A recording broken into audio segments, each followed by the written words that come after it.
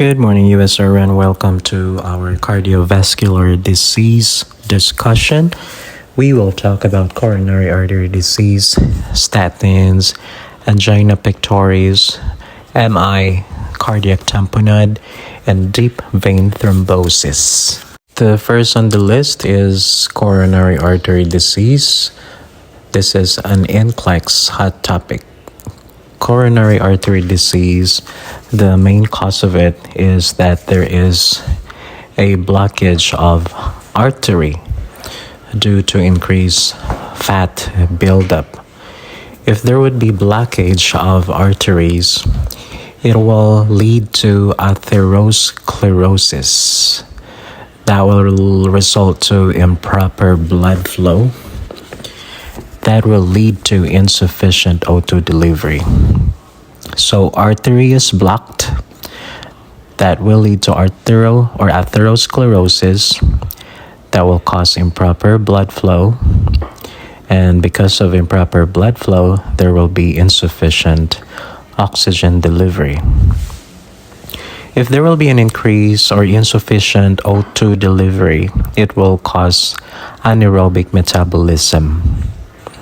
And there will be a release of lactic acid. Lactic acid irritates the nerve endings.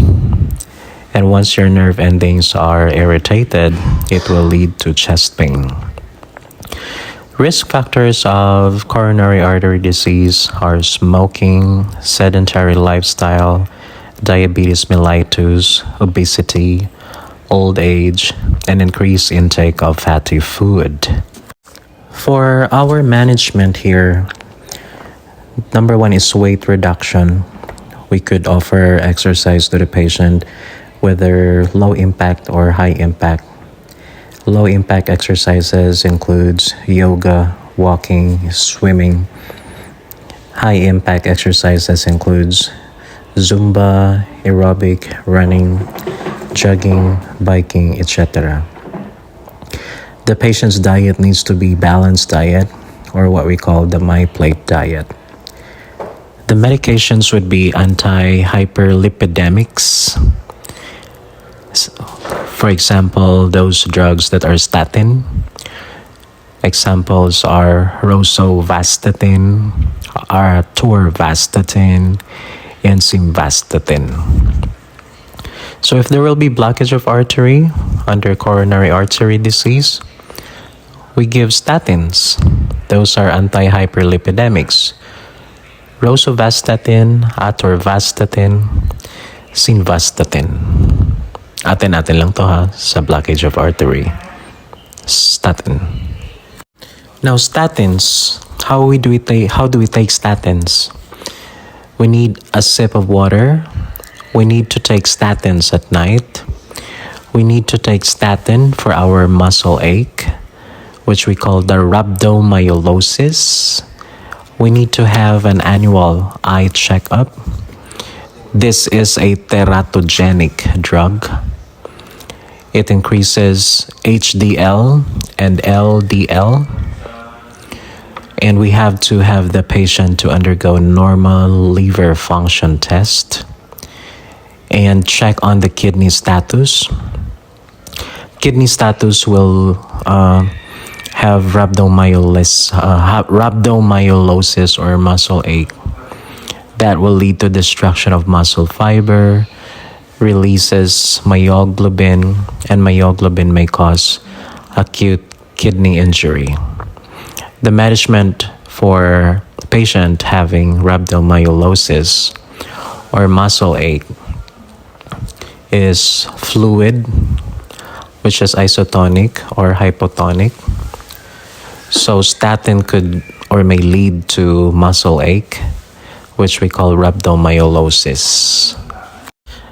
Now we go to angina pectoris. When patient is suspected of having angina pectoris, we need to assess the patient for any chest pain. Chest pain for angina pectoris is going to be less than 10 minutes. The causes of angina pectoris would be smoking, stress, intense emotion, cold environment, stimulants, and intensive exercises. Now, we have types of angina pectoris. Number one, we have the stable angina, wherein the chest pain is relieved by rest. Number two is unstable angina, which is a chest pain that is not relieved by rest. And number three, we have the Prince metal angina. This is chest pain due to vasospasm. We need to avoid the triggers like smoking and stress, or cold environment, or stimulants, or intense exercises. The surgery for angina pectoris would be angioplasty. Medication would be nitroglycerines, which is a potent vasodilator. Effective route for nitroglycerine would be sublingual, and clients should get 3 doses within 5 minutes interval. Nitroglycerine should be given 3 doses within 5 minutes interval. If no relief on the first dose, call 911. Tell the patient not to take sildenafil. Sildenafil, or commonly known as Viagra. It will lead to side effects like hypotension, headache, and dizziness. Nitroglycerin could also be offered in patches. If the patient is a hairy patient, especially in the chest or anywhere or elsewhere, you need to clip the hair. And always remember to use gloves during application. Inform the patient that the patch should be on for 16 hours and patch off should be 8 hours during bedtime. So nitroglycerin patch should not be administered to patient on bedtime. It should be folded inward when disposal. Okay, let's proceed to myocardial infarction, another NCLEX hot topic. If angina pectoris is when the patient is having chest pain in less than 10 minutes, myocardial infarction is when the patient's chest pain will last of more than 10 minutes. The causes of chest pain, or this will lead to decrease, or the causes of myocardial infarction would be the unresolved angina, especially the Prince metal, chronic artery disease or CAD, infection, and decrease in oxygenation. Now, for the pathophysiology on how a myocardial infarction happens, first, there would be the factors on what causes MI. So there will be decrease in oxygen supply in the heart, which will lead to anaerobic metabolism, which will lead to release of lactic acid, and there will be nerve ending irritation that will lead to chest pain. So we have talked about this previously, just a few minutes ago, during angina pectoris. During coronary artery disease. So this is just a continuation, yung MI. Diba we've talked about coronary artery disease wherein there will be a decrease of oxygen supply that will lead to anaerobic metabolism, that will release lactic acid. Lactic acid irritates the nerve endings that will produce chest pain. And chest pain for myocardial infarction, if it's more than 10 minutes, it will increase necrosis episode. Increase in necrosis episode will also increase ventricular compensation. If there will be an increase of ventricular compensation, the ST segment will be elevated. That will lead to ventricular tachycardia. Increased necrosis episode will also lead to infarction.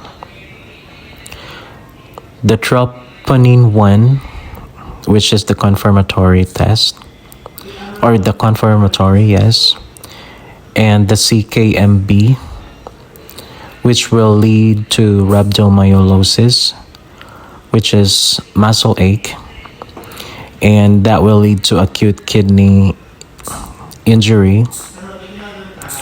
That will lead to oliguria. Oliguria will lead to congestion, and congestion will lead to pulmonary edema or pink frothy sputum in our lungs. Infarction could also lead to thrombose formation. If thrombose formation will go to the brain, that will lead to stroke. If it goes to the lungs, that will lead to pulmonary edema. If it goes to the lower extremities, that will lead to deep vein thrombosis. Now, the factors, the release of lactic acid after anaerobic metabolism would lead to increased acidity of blood, which will lead to hemolysis, which will lead to severe hypoxia. And severe hypoxia will cause lactic acidosis. So that is how lactic acid is being produced. Again, the factors from chronic artery disease before leading to myocardial infarction would be there is a decrease of oxygen supply in the heart. That will lead to anaerobic metabolism. That will release lactic acid, and it will irritate the nerve ending. That will produce chest pain. If it's more than 10 minutes, it's going to be MI. There will be an increased necrosis episode. Increased necrosis episode will lead to either infarction or increased ventricular compensation. Under ventricular compensation, that will cause ST segment elevation. That will lead to ventricular tachycardia. Infarction, on the other hand, would be confirmed via troponin 1 and CKMB. CKMB, it will also lead to rhabdomyolysis or muscle ache, acute kidney injury, oliguria. There will be congestion. Congestion will lead to pulmonary edema, wherein the patient will have pink frothy sputum. Infarction can also lead to thrombose formation. That will cause stroke if it hits the brain. That will cause pulmonary edema if it goes to the lungs. And that will cause deep vein thrombosis if it goes to the lower extremities. Now we'll go to MI management. For MI management, very important primary management is oxygenation. Oxygenation because there is a decrease of oxygen supply in the heart. Number 2, we can give morphine because the pain is so chronic chest pain that will lead to or will last for more than 10 minutes. We can also give nitroglycerin to the patient. We can also give aspirin if it's moderate or severe pain. Or if it's mild or moderate pain, we can give aspirin. We can also give thrombolytics, those drugs which ends in kinase. And the sign of effectiveness for after these drugs or after this management would be wherein the patient will no longer have an ST segment elevation. Complication of MI would be pulmonary edema, cardiogenic shock, and heart failure. Okay, we'll talk about cardiac tamponade or tamponade, wherein we will hear muffled heart sounds to the patient. There will be an increased accumulation of fluid in the pericardium. Causes are autoimmune, complications of chemotherapeutic drugs, and pericarditis due to the friction or pericardial friction rub. For the pathophysiology, there is an increased accumulation of fluid in the pericardium or pericardial fluid. If we have an increase in pericardial fluid, it decreases our cardiac output. Obviously, that will lead to hypotension. Decreased cardiac output will also lead to decreased tissue perfusion, which will lead to acute kidney injury. That will lead to congestion. If there will be congestion, patient will have fluid volume excess. So fluid volume excess, there will be much water in the body. So patient will have weight gain. Patient will have hemodilution, wherein there is a decrease of hematocrit. Patient will also have an increase CVP, and patient will have distended jugular vein. So the increase in accumulation of pericardial fluid will result to muffled heart sound, which is the distant heart tone. So yung tatlong yan, muffled heart sound, hypotension, and distended jugular vein, that would be the three triad sign of cardiac tamponade: muffled heart sound, hypotension, and distended jugular vein. Those are what we call the Beck's triad. Management for cardiac tamponade, we have pericardiocentesis, removal of fluid. Because there is an increase of fluid, it has to be removed. We can also administer oxygenation because this is a respiratory problem. We could also give diuretics, of course, because of the congestion, and hypertonic solution. Hypertonic solution is for fluid volume excess. Okay. Now we will talk about deep vein thrombosis. This is also an NCLEX hot topic. If there will be a prolonged immobility, it will cause blood stasis. Blood stasis will lead to hypercoagulation. And hypercoagulation increases chances of thrombose formation. Thrombose formation will lead to dislodgement of thrombus in deep vein of the lower extremities. That will cause endotracheal injury. It will cause cough pain to the patient during dorsiflexion. And that is what we call the Hohmann sign, the positive Hohmann sign. The management, if patient is having a risk of DVT, is to encourage ambulation. We can also give thrombolytics or blood medicine or antiplatelets. Again, thrombolytics are those drugs which usually ends in kinase. Now, if the patient is being tested positive for DVT or the positive Hohmann sign, that's the time that we advise our patient to be on bed rest without bathroom privileges. And we can give compression stockings, which is the anti-embolytics. And we can also give blood meds to the patient. And we can also advise patient to wear sequential compression device. The diagnostic test for DVT would be D-dimer. So it's not hard to remember D-dimer because D-dimer begins with the letter D. DVT begins with a D. So DVT for D, D-dimer for D, D-dimer for D-dimer, and D-dimer for DVT. Alright, complication for D-dimer would be pulmonary embolism. This is a priority wherein the patient will have petechial rash on neck and on chest. Again, for complication for D-dimer, we have petechial rash on neck and on chest, which is the signs and symptoms of pulmonary embolism.